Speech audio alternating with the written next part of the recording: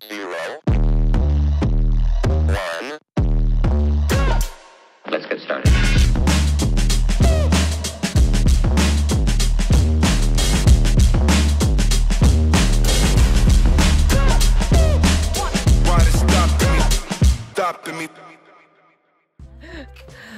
Hi! Good morning sa inyo. And dito tayo ngayon sa Bird Island, Minnesota, kung saan kami nakatira. At pupunta kami ngayon dito sa may park kung saan may nagaganap na festival event na inorganize ng fire department ng Renville County, kung saan kami nakasakop. Yan. Yan, kung marinig nyo, may mga background music at may mga stall. Yan. So fundraising event ito na inorganize nga ng fire department ng Renville County. Titingnan natin kung ano yung pwede nating magawa dito. Dahil ano yung mga tinitinda na nakita mo sa ano? Hotdog burgers. Ayan, may nakikita din ako na ice cream. At may mga laro. Ayan, pwede kang pwede mo laruin. Ayan, pakita ko sa inyo. Ayan. Yay! So, ayan yung mga kaganapan dito. So, let's find out kung ano pang meron. Tingnan natin kung may mabibili tayo para makain natin. Kasi in-invite ko si Meses. Ayun, ako daw ang manlibre kasi ako yung invite. Alright, may mga laro-laro. And then there's some stalls. May mga paninda sila. And meron dito yung hotdog stand. So let's find out kung ano yung pwede nating mabili. Alright, so order muna kami.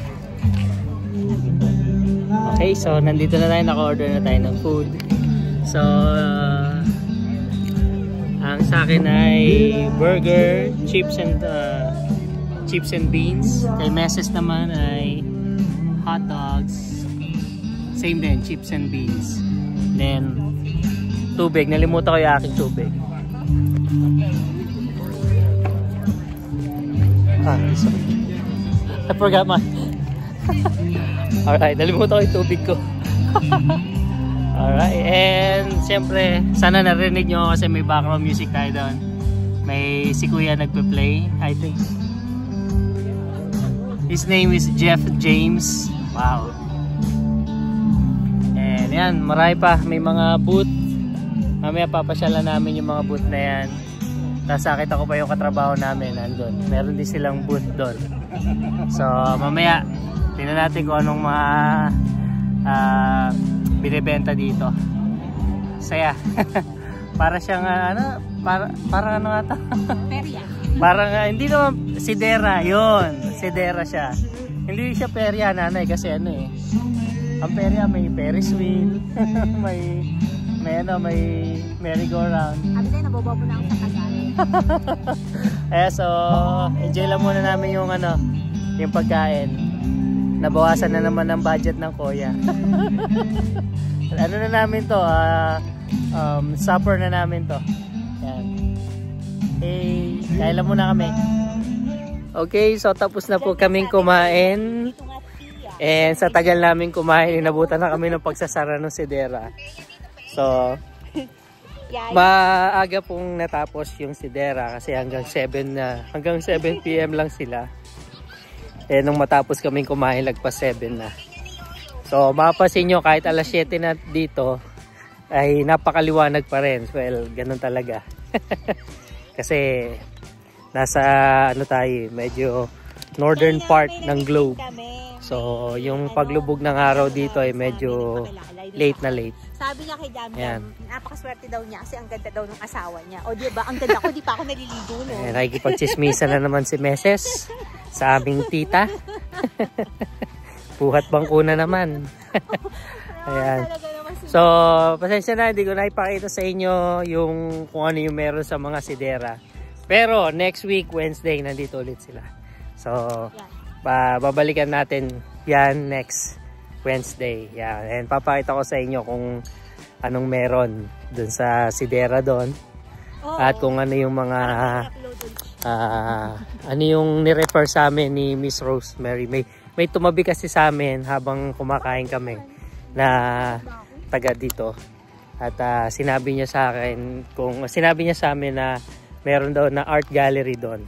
So, hindi namin alam na meron pala doon. Ako pala, hindi ko alam na meron. Pero si Mrs. alam. Yan. So, sa next na pagpunta natin, tutuklasin natin kung ano meron doon. Yan. So, update ko na lang kayo next Wednesday.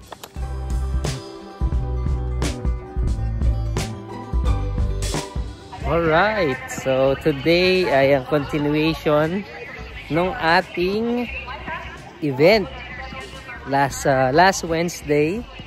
So, kumain kami last time ng burger and chips with beans.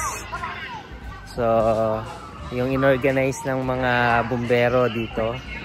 So, Renville County Artisan and Market Farmers Market activity dito sa Bird Island. So, ayan. So, banda doon may nagyayaring activity para sa mga kabataan, mga 4-year-old. Ayan. Tapos sa basketball court ay may mga nakalagay na mga games. Ayan. So, naranasan na naman namin na maraming tao dito sa park celebrating activity. So, today ang meron ay same pa rin. Same activity pa rin. Continuation lang nung last time. But this time, mas marami ng kaganapan dito. Ayan. Tara! Sayang nga lang, wala pa yung mga anak namin. So, hindi pa namin sila madala dito. Ayan. Maybe next year. Kasi mukhang yearly naman na nagaganap to. And then, inflatable bouncing house. Ayan. Naman is an inflatable jumping ano. Basta, pwede kang tumalon-talon doon sa loob. Ayan, nalimutan ko yung mga tawag. Tapos meron dito mga petting zoo. Ayan. So may mga hayop dito na pwede nilang ipet. Ayun. Ito medyo, it's a cow. Yeah. Meron din tayong lamb or sheep. Sheep pala, sheep.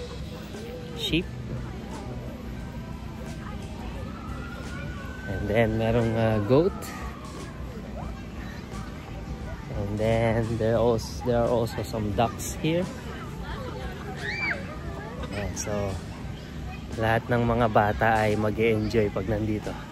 At isa pa is I think they can have take pictures with horse dressed as a unicorn kasi meron siyang costume na sungay. Ayun. Ayun. May sungay yung horse. Ayan. And then just like before, meron tayong mga sidera banda ron. Tara, puntahan natin. Let's find out anong meron dito. Pakita ko sa inyo.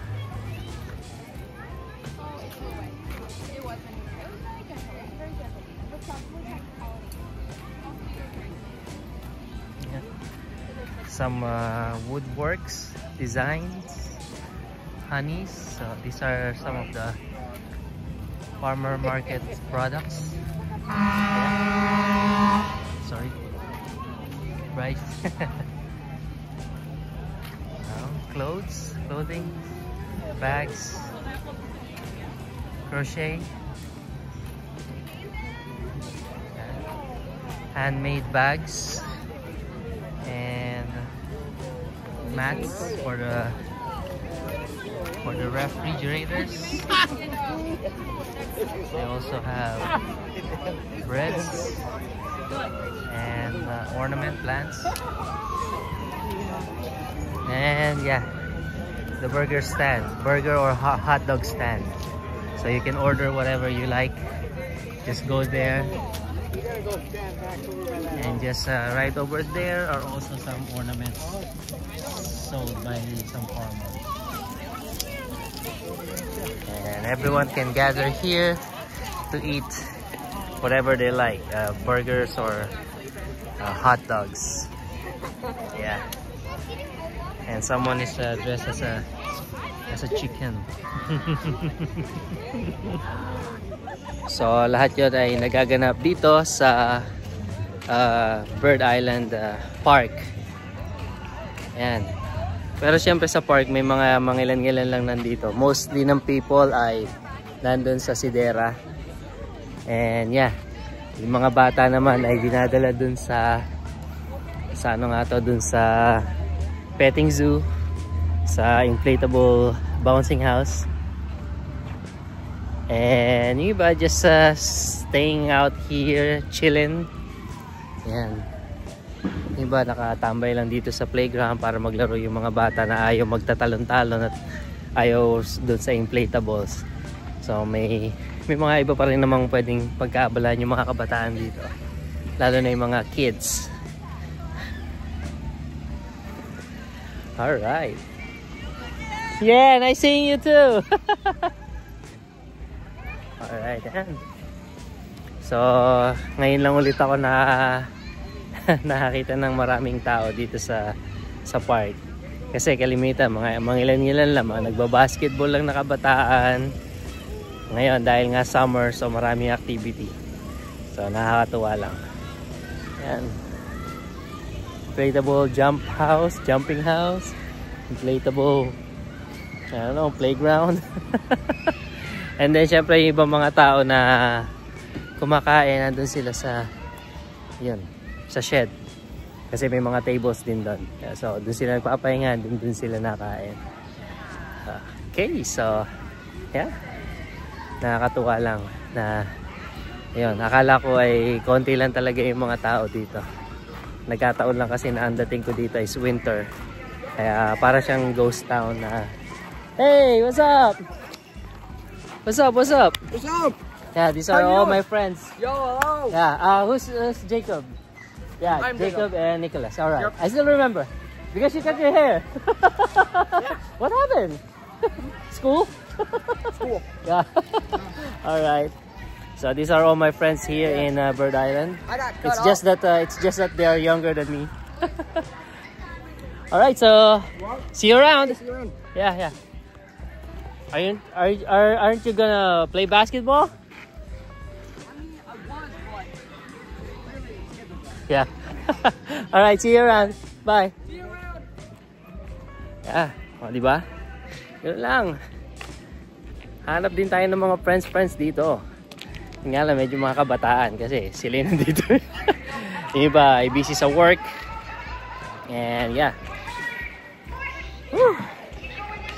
Sa wakas ay na-enjoy ko din yung summer dahil hindi lang pala kami yung nakatira dito. Hindi lang pala kami yung nalabas.